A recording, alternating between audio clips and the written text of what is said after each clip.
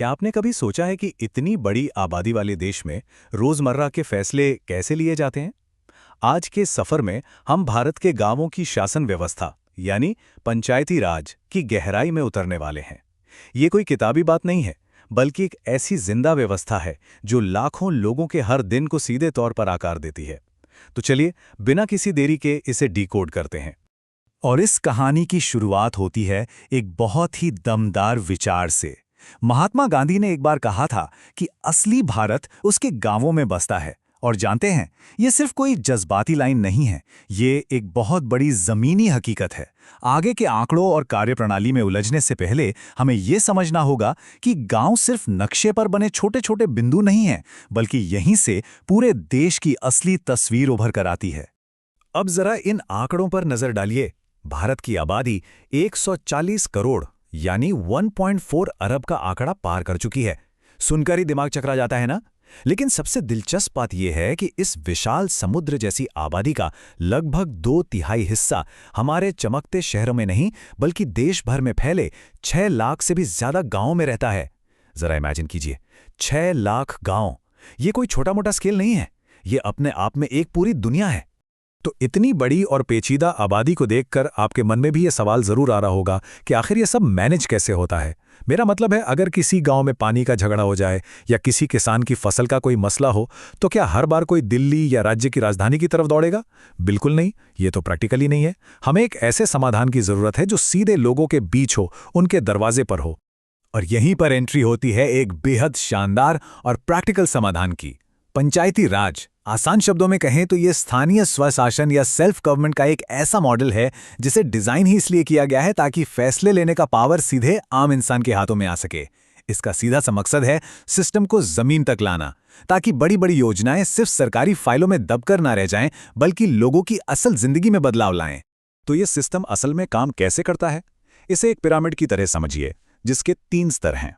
सबसे नीचे यानी एकदम जमीनी लेवल पर होती है ग्राम पंचायत, फिर थोड़ा ऊपर ब्लॉक के लेवल पर आती है पंचायत समिति, और फिर सबसे ऊपर जिले के स्तर पर काम करती है जिला परिषद। ये तीनों मिलकर एक शानदार टीम की तरह काम करते हैं और खेती बाड़ी से लेकर अस्पताल, स्कूल और सड़क मरम्मत तक लगभग हर जरूरी चीज को बेहद सिस्टमैटिक तरीके से संभालते हैं। चलिए इसे थोड़ा और करीब से समझते हैं। मान लीजिए लक्ष्मणपुर नाम का एक छोटा सा गांव है, शायद हिमालय की तलहटी में बसा हुआ कोई खूबसूरत सा गांव। अब वहां की जरूरतें क्या होंगी? खेतों तक पानी पहुंचाना, बारिश में बह गई किसी सड़क की मरम्मत करवाना, या फिर वहां के प्राइमरी स्कूल की छत ठीक करवाना। ये वो रोजमर्रा की जरूरतें हैं जिन्हें दूर बैठकर नहीं, बल्कि वहीं लोकल लेवल पर ही सबसे अच्छी तरह सुलझाया जा सकता है। अब आता है सबसे दिलचस्प हिस्सा, आखिर ये सब चलाता कौन है? दरअसल गांव के जितने भी अडल्ट यानी वयस्क वोटर होते हैं, वो सब मिलकर ग्राम सभा बनाते हैं, और यही लोग सीधे वोट डालकर अपना एक लीडर चुनते हैं, जिसे हम सरपंच या प्रधान कहते हैं। ये डायरेक्ट डेमोक्रेसी यानी प्रत्यक्ष लोकतंत्र का एक बहुत ही क्लासिक उदाहरण है। और जानते हैं इसका सबसे बड़ा फायदा क्या है? इसी की बदौलत आज हमें एकदम जमीनी स्तर से बेहद कमाल के और अलग अलग बैकग्राउंड वाले लीडर्स देखने को मिल रहे हैं। और हाँ, ये सिस्टम ऐसा नहीं है जो किसी को पीछे छोड़ दे, बल्कि इसमें इंक्लूसिविटी यानी सबको साथ लेकर चलने की व्यवस्था पहले से ही सेट है। आपको जानकर खुशी होगी कि इस सिस्टम में तीनों स्तरों पर 1/3 यानी 33.3% सीटें सिर्फ और सिर्फ महिलाओं के लिए रिजर्व्ड हैं। इसका लॉजिक बहुत क्लियर है, समाज के उन वर्गों को एक मजबूत आवाज देना जो शायद कहीं पीछे छूट जाते। सच कहूं तो यही समावेशिता इस पूरी व्यवस्था की सबसे बड़ी ताकत है। और ये कोई कागजी बातें नहीं है, जमीन पर इसका जो असर हुआ है ना, वो सच में हैरान करने वाला है। जरा वंदना बहादुर मैदा के बारे में सोचिए, जिन्होंने सदियों पुराने पितृसत्तात्मक नियमों को तोड़कर मध्य प्रदेश के अपने गांव में पहली महिला सरपंच बनने का इतिहास रचा। या फिर पोपट राव बाबूजी पवार, जिन्होंने रेन वाटर हार्वेस्टिंग के जरिए अपने एकदम सूखे गांव को एक हरे भरे स्वर्ग में बदल दिया। और महाराष्ट्र में ज्ञानेश्वर कामले का नाम तो आपने सुना ही होगा, जिन्होंने एक ट्रांसजेंडर व्यक्ति के रूप में सरपंच का चुनाव जीतकर समाज के सामने एक नई और शानदार मिसाल कायम की। ये वो असली हीरो हैं जो ग्रामीण भारत की पूरी तस्वीर ही बदल रहे हैं। खैर, ये तो हुई गांव के लेवल की बात, लेकिन तब क्या होता है जब गांव का कोई प्रोजेक्ट बहुत बड़ा हो? मान लीजिए प्रधानमंत्री ग्राम सड़क योजना के तहत हर मौसम में टिकने वाली कोई पक्की सड़क बनानी हो, तब कोई एक गांव अकेला ये कैसे करेगा? यहीं पर ये तीनों स्तर आपस में जुड़ते हैं। गांव का प्लान पंचायत समिति के पास जाता है और फिर वहां से जिला परिषद तक पहुंचता है, ताकि बड़े प्रोजेक्ट्स के लिए जिले या राज्य स्तर से फंड मिल सके। ये शानदार कड़ी ये तय करती है कि कोई भी गांव विकास की रेस में पीछे न रह जाए। अब मैं आपको इस पूरे सिस्टम के एक ऐसे हिस्से के बारे में बताने जा रहा हूं जो शायद आपको सच में चौंका दे। ये बहुत ही प्रोग्रेसिव सोच है जिसे बाल पंचायत या बच्चों की संसद कहा जाता है। जी हाँ, आपने बिल्कुल सही सुना। लोकल गवर्नेंस का एक ऐसा ढांचा है जहां बच्चों और युवाओं की आवाज़ को ना सिर्फ सुना जाता है बल्कि बहुत सीरियसली लिया जाता है, खासकर उन मुद्दों पर जो सीधे तौर पर उनकी जिंदगी और भलाई से जुड़े हों। इसका एक बहुत ही बेहतरीन और अवार्ड विनिंग उदाहरण राजस्थान से आता है।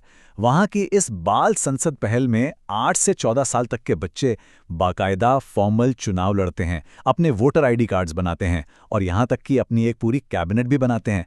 ज़रा सोचिए, ये बच्चे इतनी कम उम्र में ही लोकतंत्र, अपनी सामाजिक जिम्मेदारी और अपने अधिकारों के लिए लड़ना सीख रहे हैं। ये अपने आप में एक गेम चेंजर है। और सबसे बड़ी बात यह है कि ये बच्चे सिर्फ खेल नहीं रहे हैं, इनके काम के रिजल्ट्स इतने सॉलिड और पावरफुल हैं कि बड़े बड़े हैरान रह जाएं। महाराष्ट्र में ही देख लीजिए, इन बाल पंचायतों ने मिलकर बाल श्रम और बाल विवाह जैसी कुप्रथाओं को रोकने में अहम भूमिका निभाई है। वहीं सिक्किम में इन बच्चों ने अपनी सुरक्षा के लिए स्कूलों में 4 दीवारी बनवाई और स्वच्छ मिड डे मील के लिए बाकायदा रसोई का निर्माण तक करवाया। ये युवा सही मायनों में अपने समाज को एक बेहतर दिशा दे रहे हैं। तो ये सब देखकर किसी को भी लग सकता है कि पावर को एकदम लोकल लेवल तक पहुंचाने का ये आइडिया कोई बहुत नई या मॉडर्न खोज है, लेकिन हकीकत इसके बिल्कुल उलट है। इस लोकतांत्रिक ढांचे की जड़ें इतिहास में बहुत बहुत गहरी हैं। आपको जानकर हैरानी होगी कि इस अति स्थानीय और त्रिस्तरीय सिस्टम का कॉन्सेप्ट हमारे इसी क्षेत्र में आज से हजारों साल पहले भी मौजूद था। अगर हम इतिहास के पन्नों को थोड़ा और पीछे पलटें तो हमें अर्थशास्त्र का जिक्र मिलता है। ये शासन और राजनीति पर लिखा गया एक बेहद प्राचीन ग्रंथ है, जिसे आज से करीब 2300 साल पहले कौटिल्य ने लिखा था।